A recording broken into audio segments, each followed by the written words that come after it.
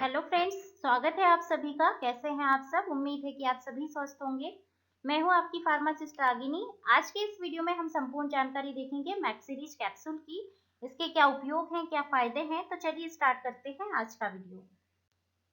Friends, मैक्सिरिज capsule का उपयोग अगर पेशेंट को बहुत अधिक कमजोरी लगती है, थकान है, ब्लड की कमी है, इसके बाद पोषण की कमी है, मिनरल्स की कमी है, विटामिन की कमी है, बॉडी में प्रोटीन की कमी हो गई है, पेशेंट को भूख कम लगती है, दुबला हो चुका है, वजन नहीं बढ़ रहा है, तो वजन बढ़ाने के लिए भी इस कैप्सूल को पेशेंट को प्रिस्क्राइब किया जाता है।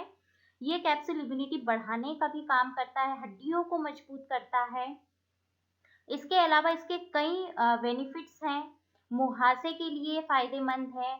इसके बाद ये अगर आपके बाल सफ़ेद हो गए हैं, बहुत अधिक झड़ रहे हैं, तो इसके लिए भी डॉक्टर इस कैप्सूल को प्रिस्क्राइब करते हैं।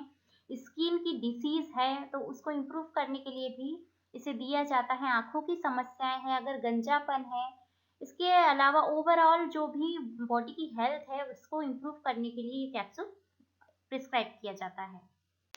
बात करें इसके फायदे की तो फ्रेंड्स, ये ऊर्जा के स्तर को बढ़ाता है, हमारी बॉडी में प्रतिरक्षा तंत्र को मजबूत करता है, विटामिन और मिनरल्स की कमी को पूरा करता है।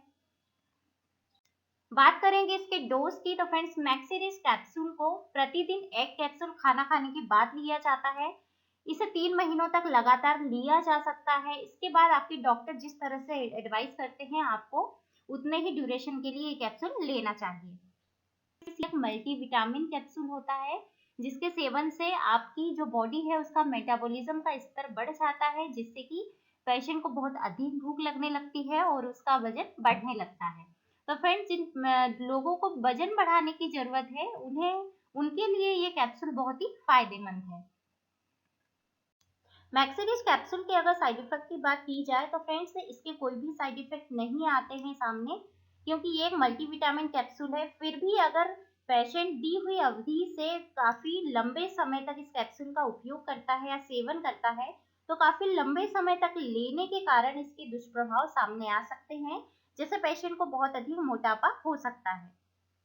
मैक्सिरिज कैप्सूल में कई तरह के की इंग्रेडिएंट हैं, जैसे कैल्शियम डी पेंटोथेनेट है, आयोडीन होता है, विटामिन ई, विटामिन D3 होता है, विटामिन सी है, vitamin B2, vitamin B1, folic acid, phosphorus, magnesium, potassium, zinc होता है, कॉपर होता है इसमें, निकोटिनामाइड, विटामिन B6 है, विटामिन 12 है।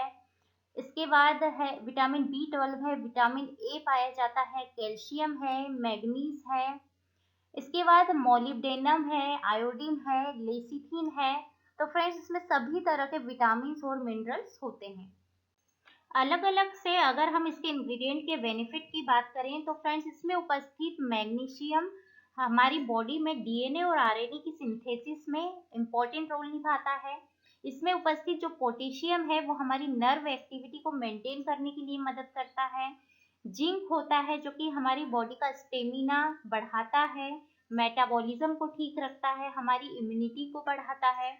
इसमें उपस्थित कॉपर होता है जो कि प्रोटीन को बनने में मदद करता है। वो प्रोटीन हमारी बोन्स के लिए इम्पोर्टेंट है, हमारे टिश्यू के लिए इम्पोर्टेंट है, हमारी सेल्स को डैमेज करने से बचाता है। इसमें आयोडीन होता है जो कि थायराइड हार्मोन की फॉर्मेशन के लिए जरूरी होता है, हमारी जो मेटाबॉलिक रेट हेल्थ है उसको हेल्दी बनाता है। इसके अलावा जो सेल्स है उसे मेंटेन करता है।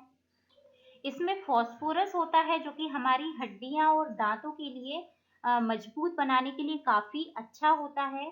मैग्नीशियम होता है जो कि हमारी मसल्स और हार्ट के फंक्शन को चलाने के लिए ज़रूरी है। पोटेशियम होता है इसमें जो कि हमारे हार्ट की मसल्स और उसकी एक्टिविटी को कंट्रोल करने के लिए महत्वपूर्ण भूमिका निभाता है। मैक्सिरिज कैप्सूल से जुड़ी कुछ सावधानियां हैं। अगर पेशेंट को इससे एलर्जी है तो ये दवाई लेने से पहले अपने डॉक्टर को ये सारी इंफॉर्मेशन देनी चाहिए। अगर वर्तमान में आपकी कोई सर्जरी हुई है, ऑपरेशन हुआ है, तो ये सारी कंडीशन अपने डॉक्टर के साथ शेयर करें।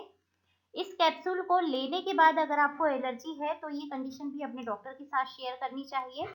कैप्सूल की अगर कॉन्ट्राइंडिकेशन की बात की जाए, इस कैप्सूल को किस किस बीमारी में पेशेंट को नहीं लेना है, तो अगर आपको इससे ड्रग एलर्जी है, किसी इंग्रेडिएंट से एलर्जी है, तो इसे ना लें। मेगालोब्लास्टिक एनीमिया है तो ऐसे पेशेंट को भी ये कैप्सूल नहीं दिया जाता।